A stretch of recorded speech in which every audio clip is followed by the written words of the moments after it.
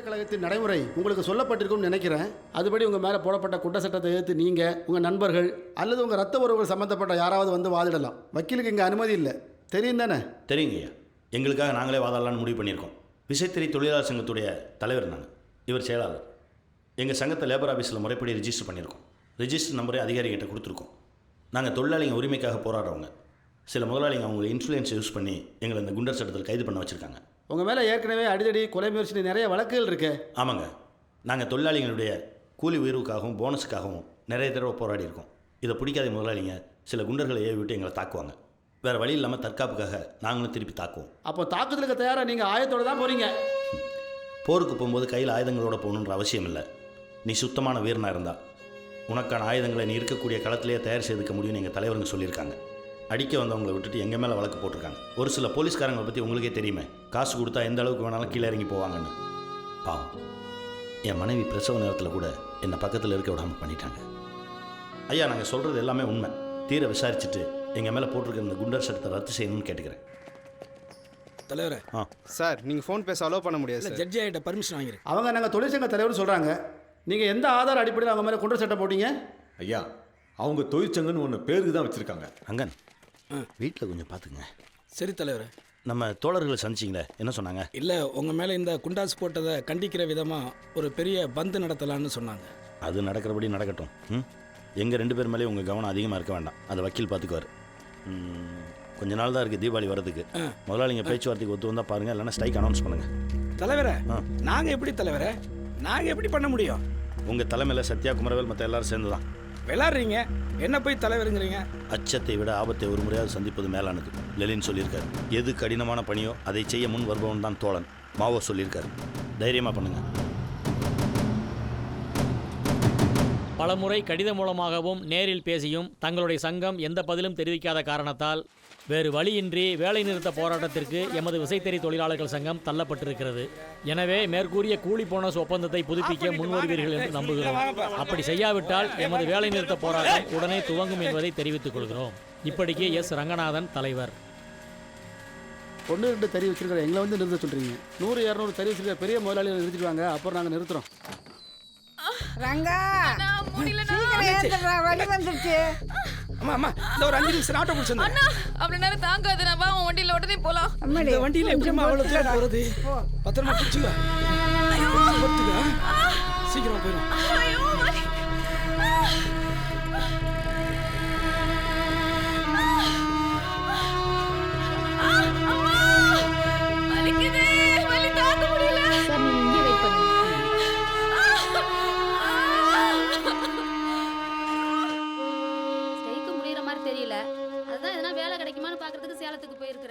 ஏண்டி பள்ளிக்கூடத்திலேயே சாப்பிடாம அதை தூக்கிட்டு வர? அரிசி வாங்க காசு இல்லைன்னு சொன்னாங்க, அதனால தான் அம்மா கேட்டு. சரிடா அம்மா, கொண்டு போ கொண்டு போ.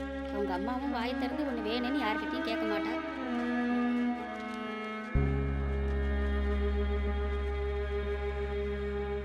நாலு இட்லி கொடுங்க. ஏன் தம்பி, இன்னும் எத்தனை நாள் ஸ்ட்ரைக் போவோம்? முதலாளிங்க பேச்சுவார்த்தைக்கு வர்ற வரைக்கும். பாட்டி, அம்மா 5 இட்லி கேட்டாங்க, நாளைக்கு காசு தராங்களாம். ஏன் உங்க அம்மா வந்தா காசு கேட்பேன்னு உன்னை அனுப்பிச்சாலாக்கம்? டாடி தம்பி, சீக்கிரம் கொஞ்சம் ஸ்ட்ரைக் முடிக்க பாருங்க. இப்பவே தொழிலாளி எல்லாம் கடன் சொல்ல ஆரம்பிச்சிட்டாங்க. என்னன்னாச்சு? ஏன் ஒரு மாதிரி இருக்க? ஒன்றும் இல்லைம்மா. ஏதோ மறைக்கிற. என்னன்னு சொல்லுண்ண? போராட்டத்தை சரியா வழி நடத்த முடியல. தலைவர் என் தகுதிக்கு மீறி பொறுப்பை கொடுத்துட்டாரோன்னு தோணுது. அவர் இருந்திருந்தா போராட்டம் தீவிரமா இருக்கும்ல. என்னென்ன தகுதி பத்தி எல்லாம் பேசிட்டு இருக்க? உனக்கு என்னென்ன குறைச்சல? தலைவர் 1 வருஷம் ஜெயிலே இருந்தா என்ன பண்ணுவ? அவர் உங்ககிட்ட ஒரு பொறுப்பு கொடுத்திருக்காருன்னா சும்மா எல்லாம் கொடுத்திருக்க மாட்டாரு. நல்லா யோசிச்சு தான் கொடுத்திருப்பாரு. உனக்கே நம்பிக்கை இல்லைன்னா உன்னை நம்பி போராட்டத்தில் இறங்குற ஜனங்க நிலமெல்லாம் என்ன ஆகுறது? இப்ப நீ தான் தலைவர். நீ தான் தொழிலாளிகளை வழி நடத்தணும். யாரை பத்தியும் கவலைப்படாம தைரியமா முடிவெடுத்து செயல்படுத்து. அப்புறம் உன் தலைவருக்கு எல்லாத்துக்கும் தன்னை சார்ந்து இல்லாம சுயமா முடிவெடுக்கிறவங்கள தான் பிடிக்கும். எனக்கும் தான். அவர் எப்பவும் என் கூடவே இருக்கணும், எல்லா விஷயத்தையும் அவர் கேட்டு செய்யணும்னு ஆசை.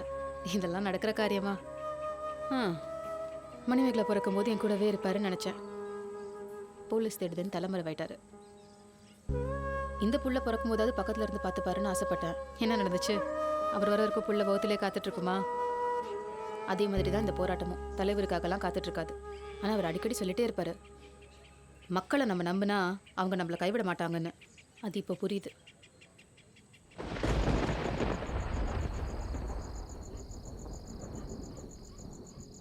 எங்களில் ஒருவனாய் நீயாகிவிட்டாய். இப்போதிலிருந்து நீ வேறு நாங்கள் வேறு அல்ல. உன்னுடைய இன்பம் துன்பம் அனைத்திலும் எங்களுக்கும் பங்குண்டு தோழனே. வா, போராட்ட களத்தில் எம்மோடு நடைபழகு. நிமிர்ந்து நட. வர்க்க கோபத்தையும் வைராக்கியத்தையும் உனக்குள் உருவேற்று. அச்சம் தவிர அரசியல் கற்றுக்கொள். பலம் பொருந்திய பாட்டாளி வர்க்க தத்துவ பாதையில் அடியெடுத்து வை. புரட்சிக்காக உன்னை அர்ப்பணித்துக்கொள். இந்த உலகை வென்றெடுப்போம். புரட்சி ஒரு குழந்தை போன்றது. தகுந்த புறச்சூழ்நிலையில் தனக்கான வளர்ச்சியை அடைந்தவுடனே அது தாய்க்காகவோ தந்தைக்காகவோ மருத்துவருக்காகவோ சுற்றத்தாருக்காகவோ காத்திருக்காது. இந்த சூழ்நிலையை தனதாக்கி கொண்டு இந்த மண்ணில் பிறக்கும் இல்லையில் இறக்கும். உதவிய அனைவருமே வெறும் கருவிகளே. அதேபோல்தான் புரட்சி குழந்தையும் தலைவனுக்காக காத்திருக்காது. சமூக தேவை தனக்கான கருவிகளை தயார் செய்து கொள்ளும். வரலாற்றில் தலைவர்கள் கருவியாக செயல்பட்ட புரட்சியை வழிநடத்துவர். ஒருவர் இல்லையேல் இன்னொருவர். இது உனக்கான தருணம். உன் அர்ப்பணிப்பை செய். தவறினால் காலம் மற்றவரை உருவாக்கும். தனி மனிதருக்காக புரட்சி அவகாசம் கொடுக்காது. சரியான தருணத்தை உருவாக்குவதும் உருவாக்கிய தருணத்தை மாற்றத்திற்காக காலத்தை பயன்படுத்துவதுமே மார்க்சியர்களின் தலையாய மக்கள் பணி. புரட்சி குழந்தையை பெற்றெடுக்க கருவியாக செயல்படு. புரட்சி செய், புரட்சி செய். செவ்வணக்கம்.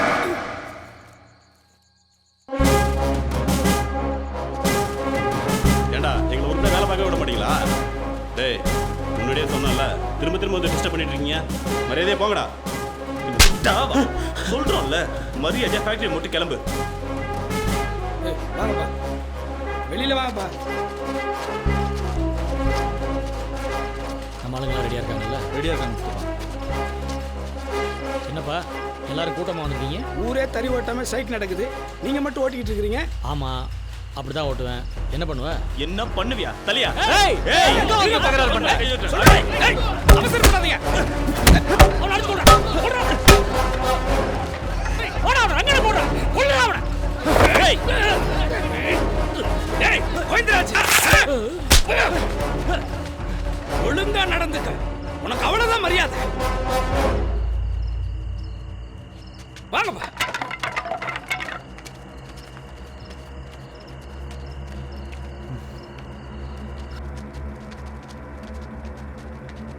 என்ன சார்? நீயும் சங்க நிர்வாகிகளும் போய் வண்டியில் இருங்க. எதுக்கு? உங்கள் எல்லாரையும் கொலை முயற்சி கேஸில் அரெஸ்ட் பண்ணுறோம். என்ன சார் சொல்கிறீங்க? யார் கம்ப்ளைண்ட் பண்ணா? கோவிந்தராஜ். ஒரு தொழிலாளி 10 வாட்டி கம்ப்ளைண்ட் எடுத்துக்கிட்டு நாயா பைய அலைஞ்சாலும் எடுத்துக்க மாட்டீங்க. ஒரு முதலாளி ஃபோனில் கம்ப்ளைண்ட் கொடுத்தா அடுத்த 5 நிமிஷம் அரெஸ்ட் பண்ண வந்துட்டீங்களா? ஏய், போய் வண்டியில் ஏறா. சார், நாங்கள்லாம் ஸ்ட்ரைக்கில் இருக்கும் பொழுது கோவிந்தராஜ் மட்டும் திருட்டுத்தனமாக தறி ஓட்டினார். தட்டி கேட்கறதுக்காக நாங்கள் சங்கத்துக்காரங்க போனோம். அப்போ அடியாளை வச்சு அடித்தார். தற்காப்புக்கு நாங்கள் திருப்பி அடித்தோம். இதெல்லாம் சொன்னால் நீங்கள் நம்ப போகிறீங்க? ஒரு நாள் டைம் கொடுங்க, நாளைக்கு நாங்கள் சரண்டர் ஆகிறோம். ஏய், டைம்லாம் கொடுக்க முடியாது. போய் வண்டியில் ஏறா. எல்லாரும் ஏற்றியா? ஏறே. தோழர், எப்படியா இங்கேருந்து கிளம்பிடுங்க. கோவிந்தராஜ் நம்மளை பிளான் பண்ணி தான் சிக்க வச்சிருக்கிறோம். இன்ஸ்பெக்டர் எங்களை அரெஸ்ட் பண்ணுறத விட உங்களை அரெஸ்ட் பண்ணுறது தான் குறியாக இருக்கும். நீங்கள் எப்படியாவது சேலத்துக்கு போய் கலெக்டரை பார்த்து இங்கே நடக்கிற விஷயத்தை தெரியப்படுத்துங்க. போலீஸை நாங்கள் பார்த்துக்குறோம். போங்க போங்க தோழர், போங்க. நான் அதுக்கு இப்போ என்ன செய்யணும்? நீங்கள் இந்த போராட்டத்தில் தலையிட்டு முதலாளிகளை கூப்பிட்டு பேச்சுவார்த்தை நடத்தணும். எங்கள் கூலி போனஸ் கோரிக்கை நிறைவேற்றி தரணும். லஞ்சத்தை வாங்கிக்கிட்டு எங்கள் தொழிலாளிங்க மேலே பொய்யான வழக்குகளை போடுற லோக்கல் இன்ஸ்பெக்டர் மேலே உடனடியாக நடவடிக்கை எடுக்க சொல்லி எஸ்பி கிட்ட நீங்கள் பரிந்துரை செய்யணும். எங்கள் சங்க தோழர்கள் சிவலிங்க சத்யா மேலே போட்டிருக்கிற குண்டாசு வழக்கு. நிறுத்து. என்ன மேடத்தை பேசுற மாதிரி பேசிட்டே போற? உன் பேர் என்ன? ரங்கன். யூனியன் என்ன போஸ்டிங்ல இருக்கு நீ? சங்க தலைவர். சங்கங்கிற பேர்ல ஊர்ல தனி ராஜ்யமே நடத்துறீங்களா? அப்பாவி முதலாளி அடிச்சிருக்கீங்க. உங்களை கைது பண்ண வந்த போலீஸை கல்ல விட்டு அடிச்சிருக்கீங்க. உங்களெல்லாம் போலீஸ் விட்டு சுட்டு தரலையா? உங்கள் துப்பாக்கினால அநியாயம் பண்ணுற முதலாளிங்களை சுட மாட்டீங்க, எங்களை தான் சுடுவீங்க. எனக்கு முதலாளி தொழிலாளி முக்கியம் இல்லை, லா அண்ட் ஆர்டர் தான் இம்பார்ட்டன்ட். ஸோ அது டிஸ்டர்ப் பண்ணது யாராக இருந்தாலும் நான் விட மாட்டேன். இது சம்மந்தமாக அதிகாரிங்க கிட்ட பேசுகிறேன். நீ இப்போ கிளம்பலாம். யோ, என்ன அது? சங்கத்துக்காரங்களோட ஒரே தொல்லையா இருக்குது. கலெக்டர் நம்ம மேலே கம்ப்ளைண்ட் கொடுத்துருக்கானுங்க. போலீஸ்காரன் ஒரு பயமே இல்லையா? போலீஸ் என்னன்னு காட்டி அவனுக்கு.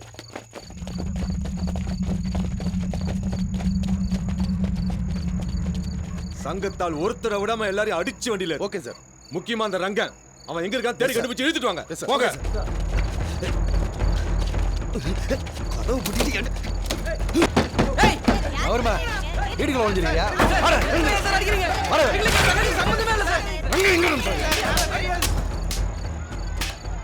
சொல்லுப்பா.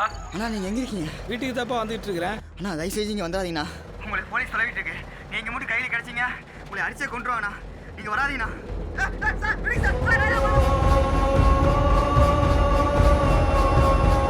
வண்டி எப்படி நிப்பாட்டுங்க.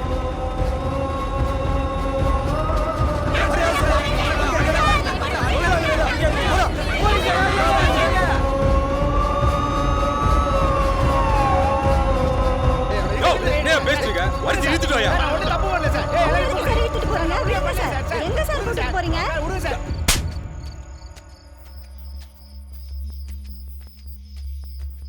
வாங்க தோழர். வாங்க தோழர். உட்காருங்க. உட்காரு.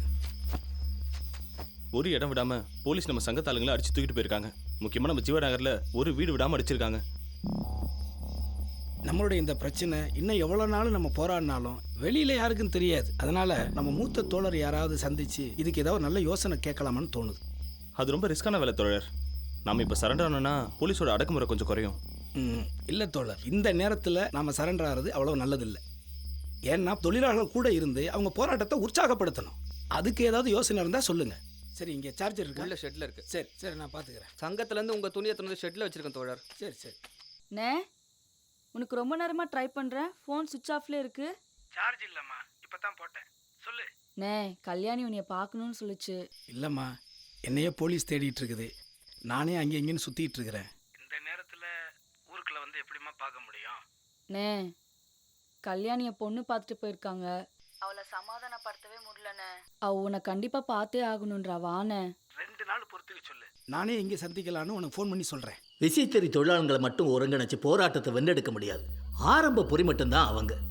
இதை மக்கள் போராட்டமாக மாற்றுற வேலையை நாம தான் செய்யணும். எப்படி தோழரே? முதலாளிகளும் போலீஸும் சேர்ந்துக்கிட்டு போராட்டத்தையே திசை திருப்புறாங்க. நாங்கள் அராஜகம் பண்ணுறோம்னு அரெஸ்ட் பண்ணுறாங்க. தொழிலாளிகளை எந்த ரூபத்திலையும் சந்திக்க விடாமல் முட்டுக்கட்டையாக இருக்காங்க.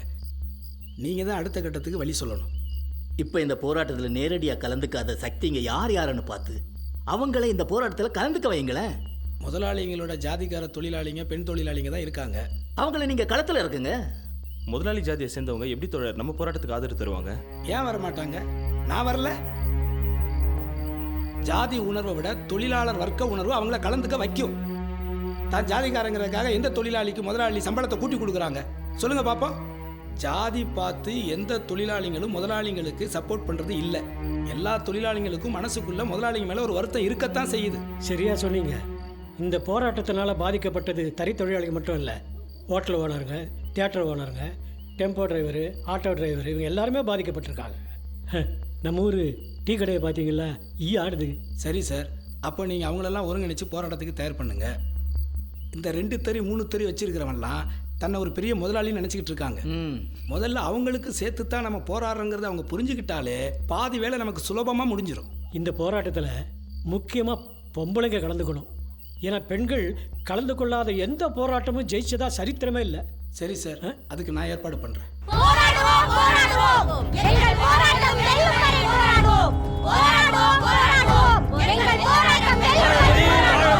தொழிலாளர்களை வாழவிடு. பொதுமக்களை அடிக்காதே. ரோட்ல உட்கார்ந்து மாதிரி பிரச்சனை பண்ணக்கூடாது. யாரா பர்மிஷன் கொடுத்தது? சொல்றத கேளுங்க, இல்லாட்டி அடிச்சு வரட்ட வேண்டியதா இருக்கும். என்ன சார் நீங்க எந்த பெர்மிஷன் வாங்காம நடு ரோட்ல உட்கார்ந்து கத்திட்டு இருக்கீங்க? ஸ்ட்ரைக்கு போராட்டம் பண்றவங்களை அடக்கறங்கிற ஒரு முறையை கையில் எடுக்கிறீங்க பாருங்க. அதனால பொதுமக்களான நாங்க எவ்வளவு பாதிக்கப்பட்டிருக்கோம்னு நீங்களே கலக்கு சார். என்னையா சார், பொம்பளைங்க ஹைவேஸ்ல உட்கார்ந்து போராட்டம் பண்ணிட்டு இருக்காங்க சார். எங்க இந்தியா வந்தாலுங்க முதல்ல எல்லாரும் வெட்டி விடியா.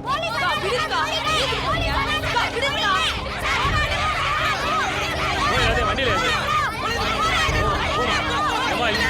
விசைத்தறி தொழிலாளர்களுக்கான கூலி உயர்வு ஒப்பந்தம் தற்போது காலாவதியாகியுள்ளது.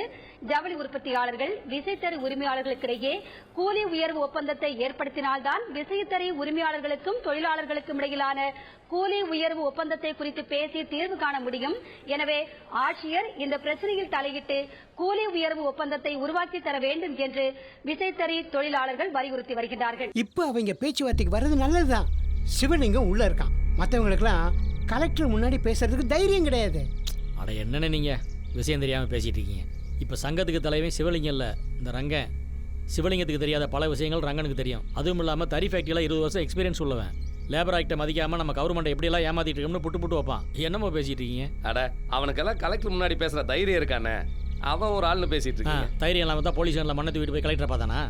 கலெக்டர்கிட்ட எப்படியெல்லாம் பேசினான்னு டிஎஸ்பி சொன்னார்ல. இங்கே பாருங்க, அவன் மட்டும் பேச்சுவார்த்தைக்கு வந்தான்னு வைங்க, நம்மளாம் ஃபேக்ட்ரி இழுத்து மூடிட்டு பொட்டி கடை வைக்க போக வேண்டியதான் சொல்லிட்டேன். உனக்கு அவன் மேலே இருக்கிற பர்சனல் கோவத்தில் இப்படிலாம் பேசுகிறேன். ஆமாங்க, பர்சனல் கோவம் தான். என்னை கொண்டு போய் ஜெயிலில் உட்கார வச்சவனே சும்மா விட சொல்கிறீங்களா? என் ஃபேக்ட்ரிக்கு வந்து என்னையவே சட்டையை பிடிச்சி அடிச்சவனே சும்மா விட சொல்கிறீங்களா? நாளைக்கு வேற ஒரு தொழிலாளி உங்களையெல்லாம் சட்டையை பிடிச்சி அடிக்க மாட்டானே, என்ன நிச்சயம்? யாருக்கு என்ன நடந்தாலும் பரவாயில்ல, ஃபேக்ட்ரி ஓடிச்சா பணம் வந்துச்சான்னு மட்டும் பார்த்தீங்கன்னு வைங்க, அப்புறம் ஒரு தொழிலாளியும் நம்மளை மதிக்க மாட்டான். தொழிலாளி நம்ம மேலே இருக்கிற பயமும் மரியாதையும் போனதுக்கப்புறம் எவ்வளோ பணம் சம்பாரிச்சு என்ன புண்ணியம் சொல்லுங்கள்? இப்போ நம்ம என்ன பண்ணலாம் சொல்லுங்கள்? பேச்சுவார்த்தைக்கு அந்த ரங்க வரக்கூடாதுங்க. வரக்கூடாதுன்னா அவனை எப்படி தடுக்க முடியும்? ஏன் முடியாது? உங்கள் தங்கச்சி மேலே ஒருத்தன் கூட்டு ஒன்றால அவனை என்ன செஞ்சீங்க? எதுக்கு எதை பேசிகிட்டு இருக்க? அது வேற இது வேற, ரெண்டு ஒன்று தாங்க. எல்லாம் கௌரவத்துக்காக பண்ணுறது தான். நீங்கள் நினச்சபடியே பண்ணணும்னு நினச்சாலும் உங்களால் முடியாது. ஏன் முடியாது? அவன் தான் தலைமறைவாக இருக்கானே. ஆமாம், பெரிய தலைமறைவு. போலீஸ் நினச்சா 1 மணி நேரத்தில் அவனை பிடிச்சிடும். சும்மா நாடகம் ஆடிட்டு இருக்கானு. இங்கே பாருங்கள், எல்லாருக்கும் ஒன்று சொல்கிறேன், நல்லா கேட்டுக்குங்க. அப்படி ஏதாவது பெருசாக செஞ்சால் நீங்கள் எல்லாம் என் கூட நிற்பீங்கன்னு ஒரு உத்தரவாதம் கொடுங்க. இதை நான் பார்த்துக்கிறேன். இப்போ நடந்துட்டு இருக்க ஸ்ட்ரைக்கால் தினமும் 20 கோடி ரூபாய் இழப்பு ஏற்படுது. ஏற்றுமதி முழுசாக பாதிச்சிருக்கு. அரசாங்கம் இதை உடனே முடிவு கொண்டு வரணும்னு நினைக்குது. இந்த ஸ்ட்ரைக்கினால் பசியோடையும் பட்டினியோடையும் இருக்கக்கூடிய ஒவ்வொரு தொழிலாளிகளை பற்றி நீங்கள் கவலைப்படல. முதலாளிகளுக்கும் அரசாங்கத்துக்கும் ஏற்படுற நஷ்டத்தை பற்றி தான் பேசுகிறீங்க. இங்கே இந்த கம்யூனிஸ்டை பற்றிலாம் பேச வரல. போனஸ், ஊதிய உயர்வை பற்றி பேச வந்திருக்கோம். முதல்ல போனஸை பற்றி பேசுவோம். நீங்கள் எவ்வளோ போனஸ் எதிர்பார்க்குறீங்க? 20% கேட்குறோம். அவ்வளோவெல்லாம் கொடுக்க முடியாதியா? போனஸுங்கிறது தொழிலாளிகளுக்கு நாங்கள் இனாமாக கொடுக்குறது. நாங்கள் விருப்பப்பட்டு என்ன கொடுப்போமோ அதை தான் கொடுக்க முடியும். இனாம்னா என்ன அர்த்தம் தெரியுமா? இலவசம். போனஸ்ன்றது ஊக்கத்தொகை. எங்களை பொறுத்த வரைக்கும் போனஸ்ன்றது தொழிலாளிகளோட உரிமை. உரிமையா? எதை வச்சு அதை உரிமைன்னு சொல்கிறேன்? ஒரு தொழிலாளி எந்த நிறுவனத்தில் வேலை பார்த்தாலும், அது வார சம்பளமாக இருந்தாலும் சரி, மாத சம்பளமாக இருந்தாலும் சரி, அவன் தினம் தினம் உழைக்கிற காசை உங்கள்கிட்ட தானே விட்டுட்டு போகிறான். அதுக்கு வட்டி போட்டு பாருங்கள். அது எங்கள் உரிமையா இல்லையான்னு உங்களுக்கே தெரியும். சரி, முடியாது, நாங்கள் தினக்கூலியாக கொடுத்துட்றோன்னு சொல்லுவாங்க. அப்படியே சொன்னாலும் தினம் தினம் ஒரு தொழிலாளி உழைக்காமல் முதலாளி லாபம் பார்க்க முடியாது. அந்த லாபத்தில் ஒரு சிறு தொகையை ஊக்கத்தொகையாக கேட்குறது எங்களுடைய உரிமை. லேபர் ஆஃபீஸர் சார், சட்டம் என்ன சொல்லுதுன்னு சொல்லுங்கள். அவர் சொல்கிறது கரெக்ட் தாங்க. அப்படியே அது சட்டமாகவே இருந்தாலும் 20%லாம் கொடுத்துட்டு எங்களால் தொழில் பண்ண முடியாது. ஏற்கனவே நாங்கள் எல்லாரும் நஷ்டத்தில் தான் தொழில் பண்ணியிருக்கோம், தெரியுமா? உலகத்தில் எந்த முதலாளி தான் வாயால் லாபம் சம்பாரிச்சிருக்கேன்னு சொல்லியிருக்கான். உனக்கு என்ன, நீ வாட்டில் வாய்க்கு வந்தே கேட்டு போவ. ஆனால் முதல் போட்டு தொழில் பண்ணுறவங்க தான் தெரியும் அது எவ்வளோ கஷ்டம், தெரிஞ்சுக்க. அப்போ தொழிலாளி வேலையை பார்க்காம உங்கள்கிட்ட சம்பளம் வாங்கிட்டு போகிறானா? போயாயோ ஏதாவது பேசிக்கிட்டு சும்மா. நீ சொல்கிறதெல்லாம் கரெக்டுன்னு வச்சுப்போம்ப்பா. 20% போனஸ் கொடுக்க எங்களால் முடியாது. வேணா ஒரு 10% கொடுக்குறோம். பேச்சுவார்த்தையத்தோடு நிறுத்திக்குவோம். நாங்கள் ஸ்ட்ரைக் கண்டினியூ பண்ணுறோம். சொல்லுங்க, என்ன நினச்சிட்டு இருக்கீங்க உங்கள் மனசில்? நாங்கள்லாம் வந்ததுக்கு என்ன மரியாதை? நீங்கள் பாட்டு பேச்சுவார்த்தை முடிச்சுக்கலான் இருக்கீங்க. அப்புறம் என்ன சார், 10க்கு 20க்கு எங்கே இருக்குது? நீங்களே நியாயத்தை சொல்லுங்கள். முதலாளிங்க நீங்கள் கொஞ்சம் இறங்கி வாங்க. இந்த பிரச்சனையை முடிக்க சொல்லி மேலிடத்துலேருந்து நிறைய ப்ரெஷர். இவர் என்ன இப்படி சொல்கிறாரு? இப்போ என்ன பண்ணலாம்? காலைல பேசணும்ல, அதை சொல்லிவிடுங்க. ஓகே சார், 13% கொடுத்துட்றோம். 15% கீழே 1% குறைஞ்சாலும் ஒத்துக்க மாட்டோம். ரொம்ப நாள் போராடிட்டு இருக்கோம், அது எங்கள் உரிமை. சரின்னு சொல்லி முடிங்க. டைம் ஆகிட்டு இருக்கு. இன்னும் கூலி உயரை பற்றி வர பேச வேண்டியிருக்கு. ரொம்ப எடுத்துகிட்டு இருக்க வேண்டாம், முடிச்சிடலாம். நானும் அதான் நினைக்கிறேன். என்ன பண்ணுறது? கலெக்டர் ஒரு முடிவோடு வந்திருக்கான். அரசாங்கத்தை பகச்சிக்க வேண்டாம். 15 ஃபைனல் பண்ணிடுவோமா? சரி, பேசி முடிங்க. சரி, சொல்லுங்கள். ஓகே சார், 15% கொடுத்துட்றோம். Okay fine. மிஸ்டர் சிவலிங்கம், நீங்கள் எவ்வளோ கூலி உயர்வு எதிர்பார்க்குறீங்க? 1 மீட்டர் நெய்கிறதுக்கு 12 ரூபா தராங்க. நாங்கள் 16 ரூபா கேட்குறோம். அப்போ நீங்கள் என்ன சொல்கிறீங்க? ஓகே சார், அவங்க கேட்குறத கொடுத்துடலாம். வேறு என்ன பண்ணுறது? ஓகே சார், அப்போ அக்ரிமெண்ட் ரெடி பண்ணிடுறேன், கையெழுத்து போட்டுருங்க. கொஞ்சம் பொறுங்க சார். இன்னும் என்ன பிரச்சனை? ஒரு நிமிஷம் இருங்க சார். இது ரெண்டுமே வேஷ்டி தான். இதில் அடர்த்தி அதிகமாக இருக்கும். இந்த வேஷ்டி அதை விட அடர்த்தி குறைவாக இருக்கக்கூடிய வேஷ்டி. இந்த துணியை ஒரு தொழிலாளி ஒரு நாளைக்கு 10 மீட்டர் நெய்வான். அவனுக்கு 120 ரூபா சம்பளம் கிடைக்கும். இது அடர்த்தி அதிகமான வேஷ்டி. இதை ஒரு தொழிலாளியால் ஒரு நாளைக்கு 7 மீட்டர் தான் நெய்ய முடியும். 84 ரூபா தான் கிடைக்கும். அப்போ ரெண்டுக்குமே எப்படி ஒரே கூலி தர முடியும்? நீங்கள் சொல்கிறது ஒன்றும் புரியல. இந்தா வரேன், அந்த லென்ஸ் கொடுங்க. இது பாருங்கள், இந்த அடர்த்தி குறைவாக இருக்கக்கூடிய துணியை நெய்கிறதுக்கு தான் ஒரு மீட்டருக்கு 12 ரூபாயிலேருந்து 16 ரூபாயா கூலியை வசதி கேட்குறோம். ஓகே, அதுக்கு முதலாளிங்க சம்மதிச்சிட்டாங்க. இந்த துணியில் 1/2 இன்ச்சுக்கு 21 ஊடுபாகு இலைகள் இருக்கும். இதை பாருங்களேன், இது அடர்த்தி அதிகமாக இருக்கக்கூடிய துணி. சரி, இதில் 1/2 இன்ச்சுக்கு 26 ஊடுபாகு இலைகள் இருக்கும். அதை விட இதுக்கு உழைப்பு அதிகம். அதனால தான் இந்த துணிக்கு தரக்கூடிய கூலியிலேருந்து இந்த துணிக்கு தரக்கூடிய கூலி 1 ரூபா அதிகமாக கேட்குறோம். என்ன கோவிந்து இவ்வளோ டீட்டெயிலோட வந்திருக்கான்? என்ன பண்ணலாம்? இதை நானும் எதிர்பார்க்கல. விட்டு அவன் எல்லாத்தையும் நோண்டுவான். இதுக்கு மேலே விட்டுறாம சட்டுன்னு முடிங்க. ஓகே சார், அவங்க கேட்டதை நாங்கள் பண்ணிடுறோம். ஓகே சார், அப்போ அக்ரிமெண்ட் ரெடி பண்ணிடுறேன், கையெழுத்து போட்டுருங்க. பொறுங்க ஆஃபீஸர் சார். இது என்ன புது பிரச்சனையா இருக்கு சார். விசைத்தறி ஃபேக்ட்ரியில் வேலை செய்கிற தொழிலாளர்களுக்கு விபத்தின் காரணமாக கை கால் போயிருக்கு, சில சமயம் உயிரே போயிருக்கு. இனிமேல் அது நடக்கக்கூடாது. அவங்களுக்கு தகுந்த பாதுகாப்பு நடவடிக்கை எடுக்கணும். இது முதலாளிங்களுக்கு நாங்கள் வைக்கிற கோரிக்கை. 150 வருஷத்துக்கு முன்னாடி அமெரிக்காவில் 8 மணி நேரம் வேலை, 8 மணி நேரம் ஓய்வு, 8 மணி நேரம் தூக்கம்னு தொழிலாளிங்க போராடி ஜெயிச்சிருக்காங்க. ஆனால் இங்கே 12லேருந்து 16 மணி நேரம் வேலை பார்க்குறாங்க. அதை முறைப்படுத்தணும். இது நாங்கள் அரசுக்கு வைக்கிற கோரிக்கை. பேச்சுவார்த்தையெல்லாம் நல்லபடியாக முடிஞ்சிருக்கே. ஜனங்கள்லாம் என்ன சொல்கிறாங்க? ரொம்ப சந்தோஷமா இருக்காங்க. நீ எப்போ வெளில வர? நான் இன்னும் ஒரு 2 நாளில் வந்துடுவேன். நீ ஏன் ஒரு மாதிரி இருக்க? ஒன்றும் இல்லையே, நான் நல்லா தான் இருக்கேன். இவ்வளோ சந்தோஷமான விஷயம் நடந்திருக்கு, மூஞ்சியில் சந்தோஷத்தை காணும். என்னாச்சு? என்ன விஷயம் சொல்லு. கல்யாணிக்கு கல்யாணம் ஆயிடுச்சுண்ணே.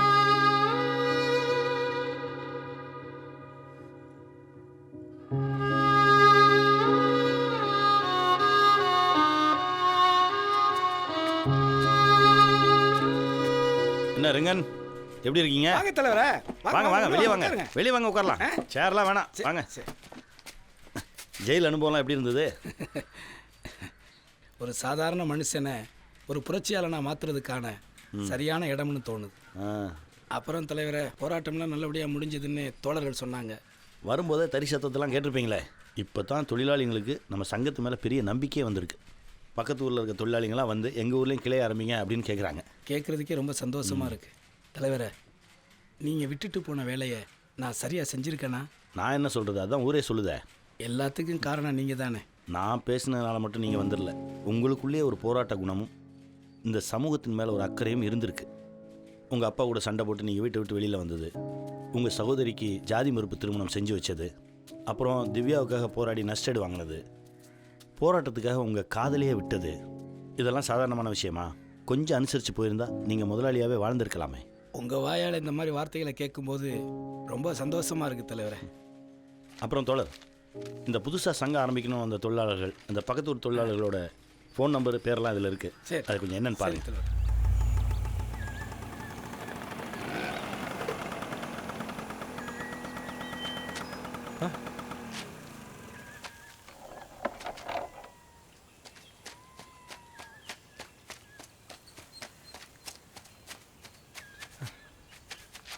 ரங்கா, ரங்கா, தலைவரே, தலைவரே.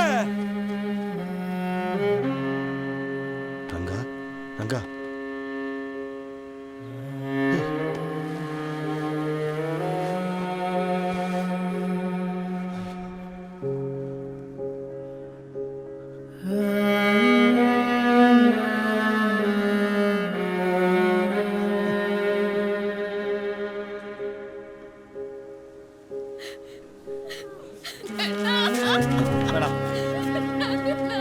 தலைவரே, போலீஸுக்கு தகவல் கொடுத்துடலாம்ல?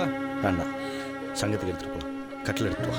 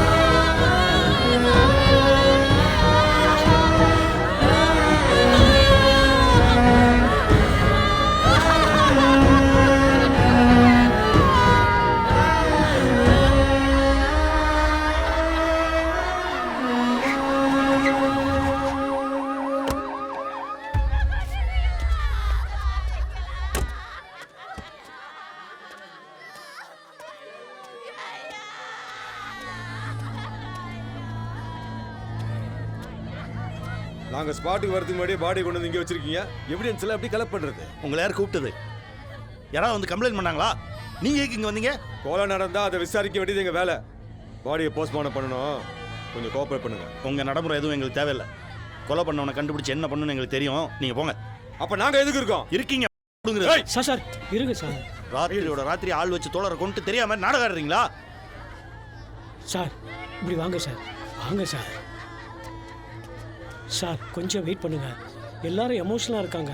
ஒரு 10 நிமிஷம் வெயிட் பண்ணீங்கன்னா பாடி ஒப்படைக்க நானே ஏற்பாடு பண்ணேன். போலீஸ்னா ஒரு மரியாதை இல்லை. அவசரத்துக்கு பேசிட்டுருக்கான். மேலிடத்துல சொன்னா என்ன நடக்கும் தெரியல சார். அதெல்லாம் வேணாம் சார். ஒரு 10 நிமிஷம் டைம் கொடுங்க, பாடி உங்கள்கிட்ட ஒப்படைக்கிறேன்.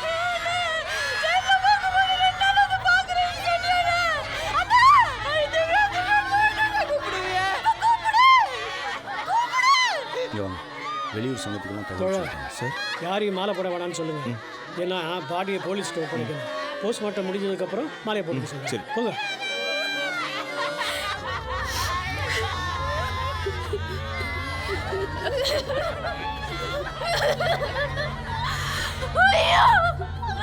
உன்னை இப்படி பண்ணிட்டாங்களா?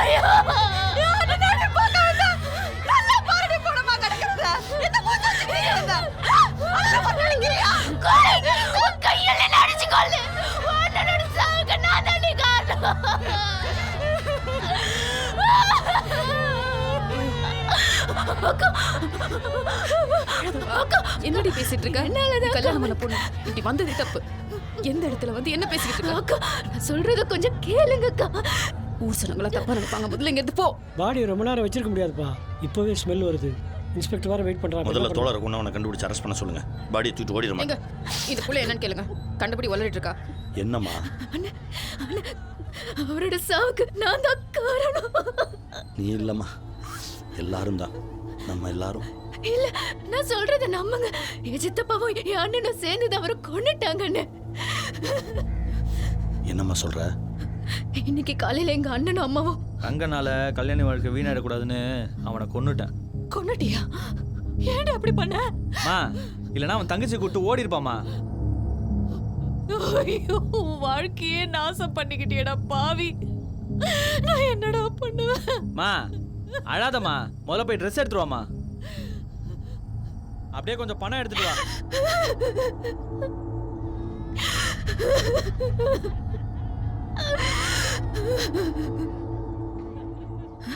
அண்ணே அந்த கோவிந்தராஜை விடக்கூடாது. யாரையும் விடக்கூடாது. அவனை வெட்டி கொள்ளுங்க. உங்க தோழரும் புனமா பார்த்து ஏன் கண்ணால அவங்களையும் புனமா தான் பார்க்கணும். சார் பாடியை போலீஸ் ஒப்படைச்சிருங்க.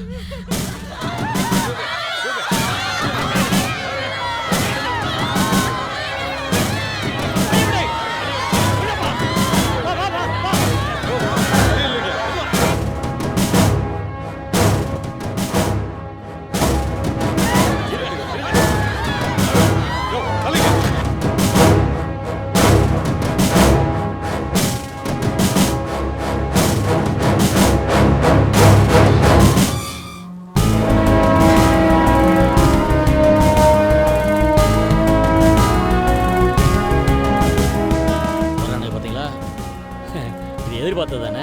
வரட்டும். இவனுக்கு சங்கத்துக்கு இன்னைக்கோட ஒரு முடிவு விடுறேன். டேய் சங்கரே, வரானே போறா. போங்கடா. ஏய் எல்லாரும் போங்கடா. ஏய் நீங்க என்ன வேடிக்கை வைக்கிறீங்க? போங்கடா. இன்னைக்கு ஒருத்தனை உசுரோட போக கூடாது.